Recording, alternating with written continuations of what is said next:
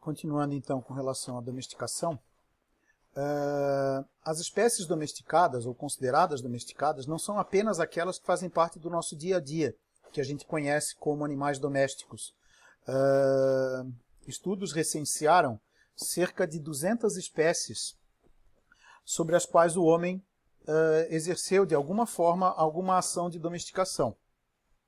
Em um momento ou outro, de uma maneira ou de outra, com resultados diversos. Tá? Então, a gente pode citar aí como espécies consideradas domesticadas as ostras, bicho da seda, abelhas, todos aqueles animais que podem ser usados em sistemas de criação, eles são considerados também domesticados. Aqueles animais de laboratório também podem ser considerados domesticados. Os ratos, por exemplo, as cobaias, são animais considerados também domesticados. Existem 6 etapas consideradas no processo da domesticação. A primeira etapa é aquela em que a união entre o homem e o animal ainda é fraca. Ocorrem cruzamentos frequentes daquelas formas mantidas em cativeiro com as formas selvagens originais. Então, nesse caso, o controle que o homem exerce sobre esses animais ainda é muito pequeno.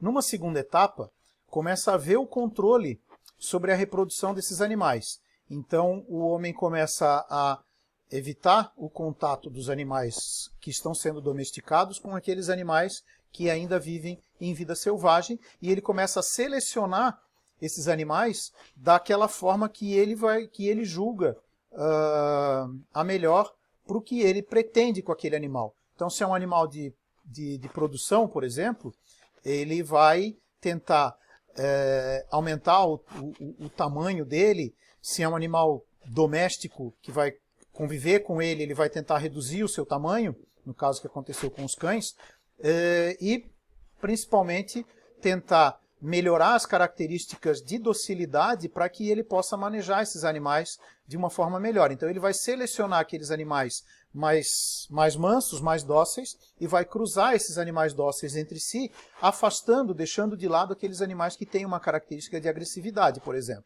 Isso ele vai usar em outras características que para ele são interessantes. Nessa fase, como eu falei, ele evita o cruzamento com as formas selvagens para conseguir manter e fixar essas características desejadas. Na sequência, o homem começa a mostrar um interesse crescente nessa fase na produção de carne, percebendo uma nova utilidade para esses animais. E essa questão do aumento do tamanho dos animais reprodutores. Quer dizer, se ele está produzindo esses animais para carne, ele vai selecionar os animais maiores para conseguir maior quantidade de carne, obviamente. Na terceira etapa, ele começa a voltar a cruzar essas formas domésticas menores com as formas selvagens para tentar manter algumas características que ele perdeu naquela ocasião. Numa quarta etapa, ele começa a ter um interesse maior nos produtos de origem animal, juntando também a uma capacidade crescente que ele vai ter de controlar esses animais de produção através desse processo de seleção. Vai começar aqui, nessa fase, começa a criação das raças especializadas com diferentes habilidades produtivas. No caso, por exemplo, dos bovinos, ele começa a selecionar aquelas raças com maior qualidade na produção de carne, aquelas raças com maior qualidade na produção de leite. Então é nessa quarta etapa que começa a haver essa seleção dos animais de acordo com a sua capacidade produtiva.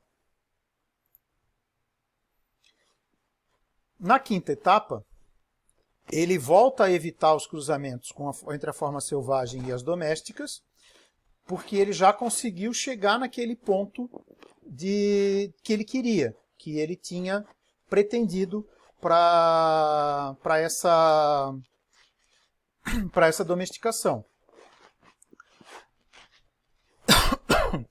Por essa razão, ocorre uma atividade de controle numérico da população selvagem, em algumas situações até implicando no extermínio, como aconteceu com o precursor do bovino que a gente viu lá atrás. Nos melhores casos, ocorre uma assimilação dentro das formas domésticas em relação a essas formas selvagens. Na última etapa, na sexta etapa, as características comportamentais e genéticas desses animais de produção já foram modificadas e esses animais perderam a capacidade de sobreviver e de se reproduzir sem a intervenção humana, ou seja, eles já estão definitivamente domesticados.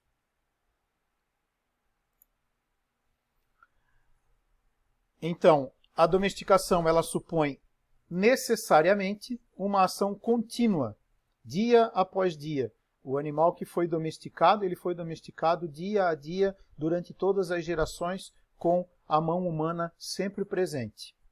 Quando isso não ocorre, quando a mão humana não está presente em todas essas situações, esses animais eles podem, por assim dizer, se desdomesticar, se aselvajar e chegarem até a vida selvagem, o que se convencionou dizer, chamar de marronagem ou feralização, termos criados por Diergaard em 1995. Para terminar, a exploração animal. Entende-se exploração animal aquelas atividades humanas que fazem uso de animais não humanos. Elas são classificadas como os animais como alimento, tanto os animais na pecuária, na pesca, na apicultura, os animais usados em experimentação, aqueles animais usados na produção de vestimenta, na produção de couro, na produção de seda, na produção de lã, etc. Os animais explorados através da caça, os animais de zoológico, o uso de animais em entretenimento, não apenas no zoológico, animais usados em esportes, em rinhas, em circos, em rodeios, os animais de tração e transporte e o comércio de animais de estimação. Todas essas categorias são consideradas dentro da exploração animal. Era isso que a gente tinha por hoje. A aula acabou sendo um pouco mais longa, mas era o que a gente tinha. Agora a gente encerra com essa aula o tema bioética. Na próxima aula a gente vai falar sobre os animais de laboratório. Obrigado a todos. A gente vai passar agora uma atividade para vocês fazerem no restante da aula.